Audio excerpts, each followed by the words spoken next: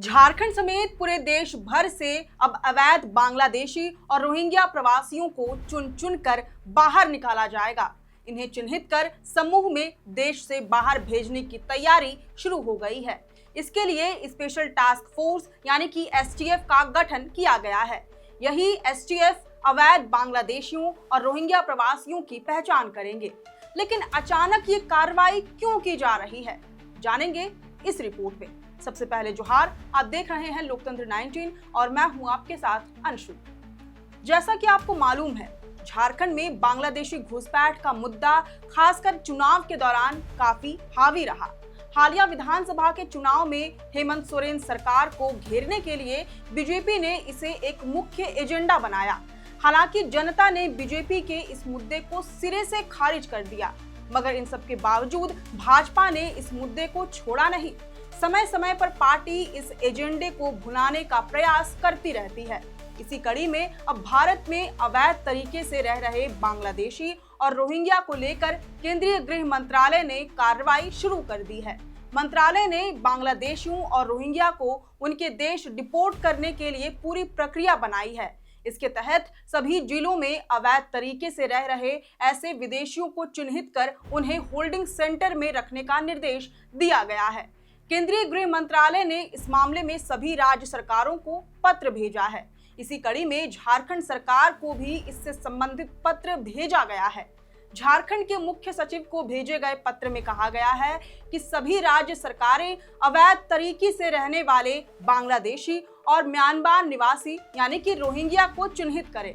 इसके बाद इन्हें होल्डिंग सेंटर में रखें और खुद ही जिलों में स्पेशल टास्क फोर्स यानी कि एसटीएफ का गठन करें ताकि इन्हें डिपोर्ट किया जा सके।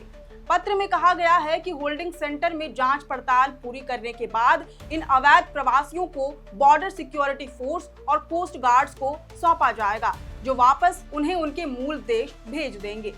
लेकिन फिर भी सवालों की सुई यहां जाकर अटकती है कि आखिर अचानक देशव्यापी स्तर पर इस बड़ी कार्रवाई का कारण क्या है। तो आपको बता दें कि अलग अलग मीडिया रिपोर्ट्स अलग अलग दावे कर रहे हैं। कुछ रिपोर्ट्स का मानना है कि ये कार्रवाई पहलगाम आतंकी हमले से जुड़ी है, तो कुछ ये दावा कर रहे हैं कि बांग्लादेश और पाकिस्तान के बढ़ते नजदीकियों का ये नतीजा है। दरअसल बीते कल 17 मई को ये खबर आई कि पाकिस्तान और बांग्लादेश में नजदीकियां बढ़ने के बीच भारत सरकार ने बांग्लादेश से आपात पर आंशिक प्रतिबंध लगाए हैं। इनमें रेडीमेड कपड़े, फल, प्रोसेस्ड फूड आइटम्स, कॉटन और फर्नीचर शामिल है। बहुत मुमकिन है कि भारत सरकार ने संभवतः इसी कड़ी में अवैध बांग्लादेशियों के साथ साथ रोहिंग्या प्रवासियों पर भी सख्त रवैया अपनाने का फैसला लिया हो। वहीं एक दूसरा कारण फेमस यूट्यूबर ज्योति मल्होत्रा मामले में हुए अहम खुलासे से भी जुड़ा बताया जा रहा है। बीते कल ही हिसार से ज्योति मल्होत्रा नाम की यूट्यूबर और ट्रैवल ब्लॉगर को गिरफ्तार किया गया है। उस पर आरोप है कि वह पाकिस्तान के कई उच्च अधिकारियों के संपर्क में थी और भारत की गुप्त सूचनाओं को पाकिस्तान तक पहुंचाती थी। पहलगाम आतंकी हमले और फिर भारत द्वारा पाकिस्तान में चलाए गए ऑपरेशन सिंदूर के बाद फिलहाल देश में कई सावधानियां बरती जा रही है। भारत की गुप्त सूचनाएं किसी भी तरह से लीक ना हो, इसे ही ध्यान में रखते हुए संभावित है कि यह कार्रवाई की जा रही हो।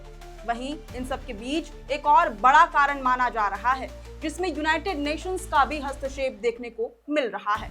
दरअसल संयुक्त राष्ट्र के बयान के अनुसार बीते सप्ताह भारतीय अधिकारियों ने दिल्ली में रहने वाले ऐसे दर्जनों रोहिंग्या शरणार्थियों को हिरासत में लिया था, जिनमें से कई या सभी के पास शरणार्थी पहचान से जुड़े दस्तावेज थे।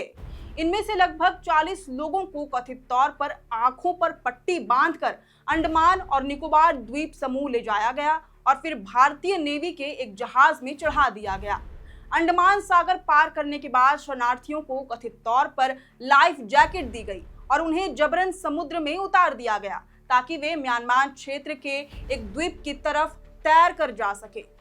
बयान में यह भी कहा गया है कि भारतीय अधिकारियों ने कथित तौर पर असम में एक डिटेंशन सेंटर से लगभग 100 रोहिंग्या शरणार्थियों के एक ग्रुप को भी निकालकर उन्हें बांग्लादेश की सीमा से लगे एक क्षेत्र में ट्रांसफर कर दिया है। इस ग्रुप के ठिकाने और उनकी हालत के बारे में भी अभी कोई जानकारी नहीं है। खैर, अब ये दावे कितने सच हैं, इसकी जांच यूएन करेगा। इससे पहले ये मामला सामने आने के बाद सुप्रीम कोर्ट की दहलीज तक भी पहुंचा, जहां मामले में सुनवाई भी हुई। अब माना जा रहा है कि भारत सरकार इन आरोपों से बचने के लिए लीगल तरीका अपनाने जा रही है। सुनियोजित तरीके से अवैध बांग्लादेशी और रोहिंग्या प्रवासियों को अपने मूल देश में वापस भेजने के लिए सभी राज्य सरकारों को निर्देश दे दिए गए हैं। अब देखना होगा कि इस मामले में और क्या क्या नई जानकारियां सामने आती हैं। खैर, इस रिपोर्ट पर आपकी क्या राय है, ये हमें कमेंट करके जरूर बताएं। अगर आपको ये रिपोर्ट पसंद आई हो तो इस वीडियो को जरूर से लाइक और शेयर करें।